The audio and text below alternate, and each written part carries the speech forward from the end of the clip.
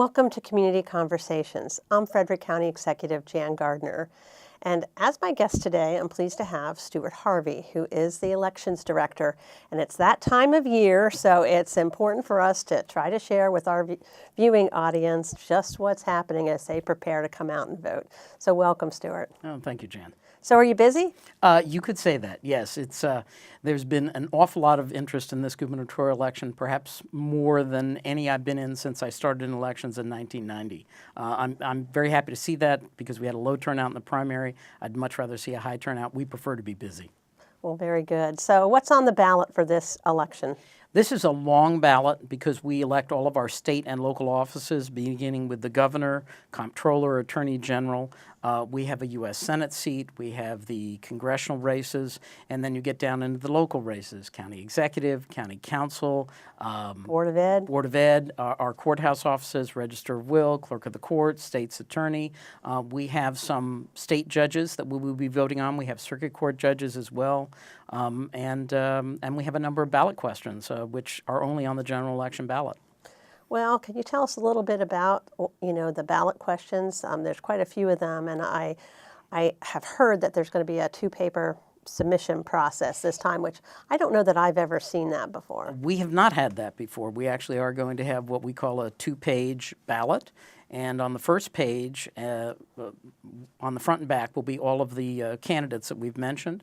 And on the second page will be all of the ballot questions. There are 2 state ballot questions and 4 local ballot questions. Okay. So it's important that the voter, they'll be issued both of those pages, and they need to review them. They can vote for whoever they wish to. They don't have to, but they will get both the cards, and then they'll take it over to the scanner and deposit both those cards. Okay, so will they scan both cards through the same scanner? Yes, and card 1 and card 2 will go in at the same time.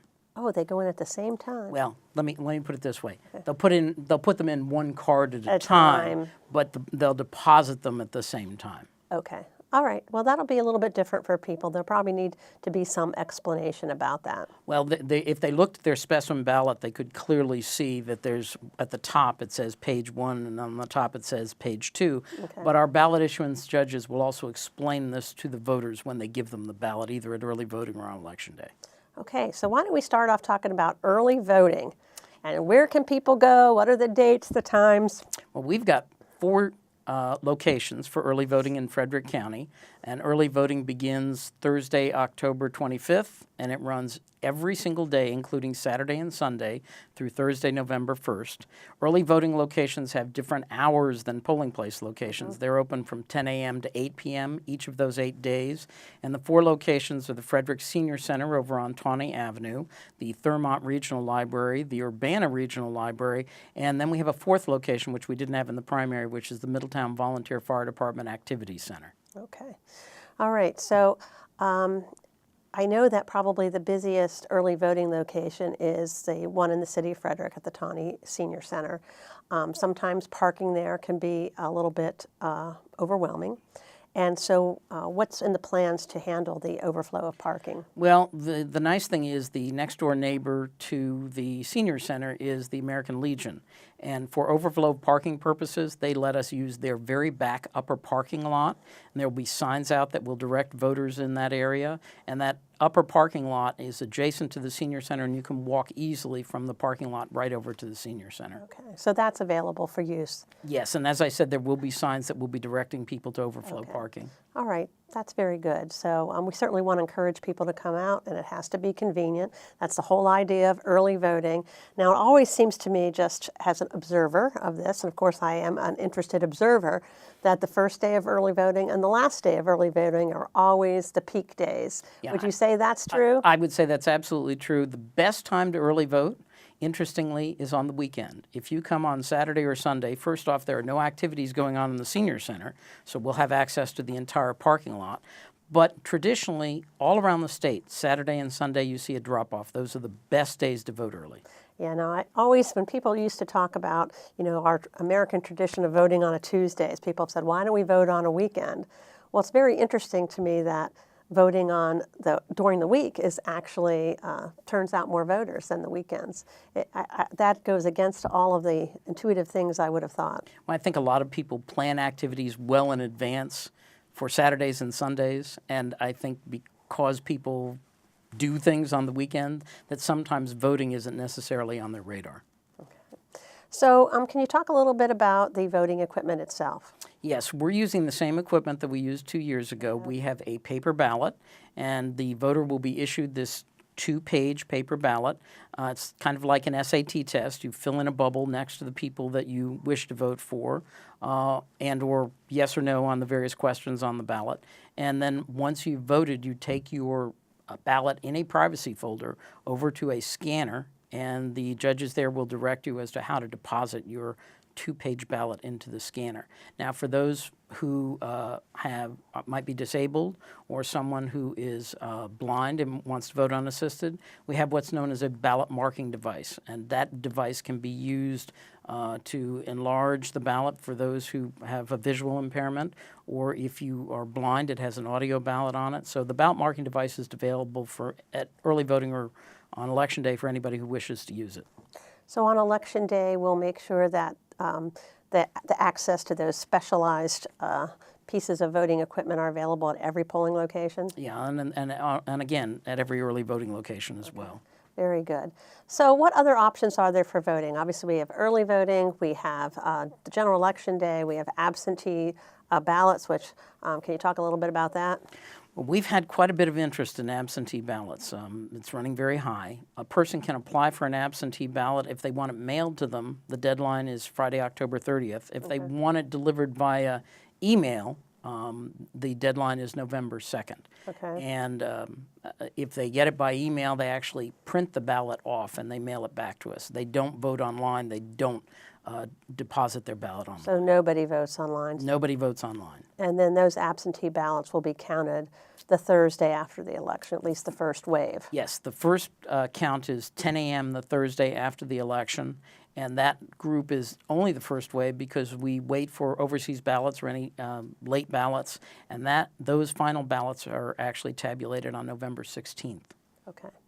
So last time, I know we had a county council seat that was decided all the way on that latest date, and so that does sometimes happen again. So I know we have a lot of absentees, an unusually large number so far, at least it's trending that way. So we'll see if we have any races decided after Election Day. Yeah, that's enough to give the election director a little bit of heartburn. And probably some of the candidates, too. Well, that's true. The interesting thing about the race that you mentioned was after we'd counted the provisional ballots, which are actually counted a week after the election was actually tied. Yeah. And then the 25-vote margin occurred in that last canvass. Yeah. That sits in my memory. It was quite unbelievable. Mine, too. Now, what are your thoughts about turnout, just from the sense of the activity that you're seeing today? Well, 4 years ago, our turnout in Frederick County was a little over 50% of our registered voters. Okay. In the presidential election 2 years ago, it was about 77%. Virtually everybody in Frederick County votes in a presidential election. I'm going to hedge my bets a little bit and say that our turnout will be a little over 60%, higher than 4 years ago, maybe not quite as high as the presidential election. Okay, well, that will be good to see, because there's been a trend down in turnout over the years, at least in midterm elections. So it will be interesting to see if that bounces back. Well, I think we're going to see a lot bigger than the 22% turnout we saw in the primary election this year. Yes, primary elections are always that way for whatever reason. We have, I think, important decisions are made in the primary elections, but people just don't always view them as important as the general election.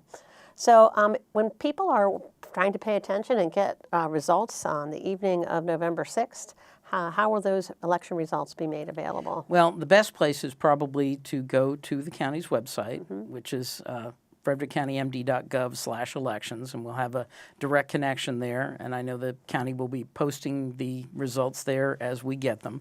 I think also on county cable, of course, they can see the results there as well.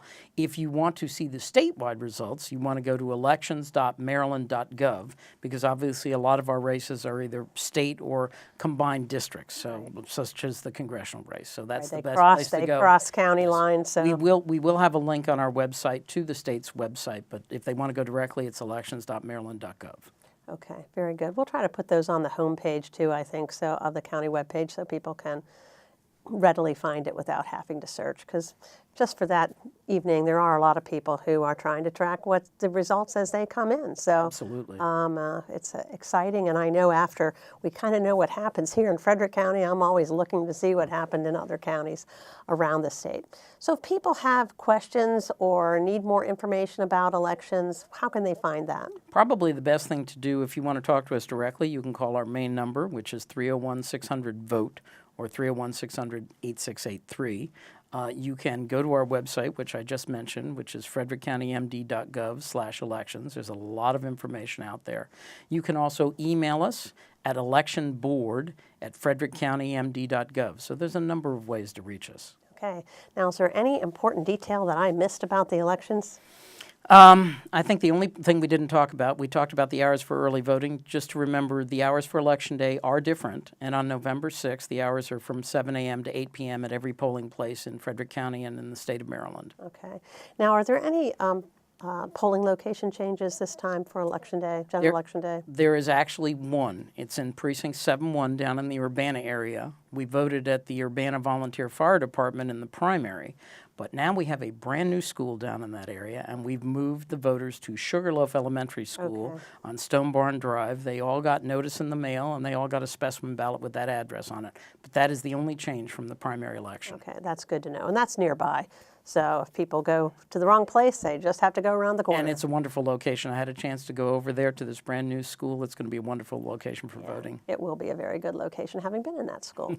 So thank you for joining us today. Thank you for your hard work to make sure our elections are fair and secure. Can you assure the public that we're going to have fair and secure elections? I absolutely can. And if they have any questions about election-related security, we do have links on our website. The State Board has put quite a bit of information out there about election-related security. All right. I think that is of interest to people as well. Absolutely. So thank you for joining us. Thank you. Thank you for joining us today. There is a midterm election coming up. Get out and vote. It's easy to do. Early voting is certainly convenient. It starts Thursday, October 25th through Thursday, November 1st from 10 a.m. to 8 p.m. every day at 4 locations. And certainly polls will be open on Election Day, November 6th from 7 a.m. to 8 p.m. And you should have received your sample ballot in the mail. So shape your future. Get out and vote. Thank you for joining us.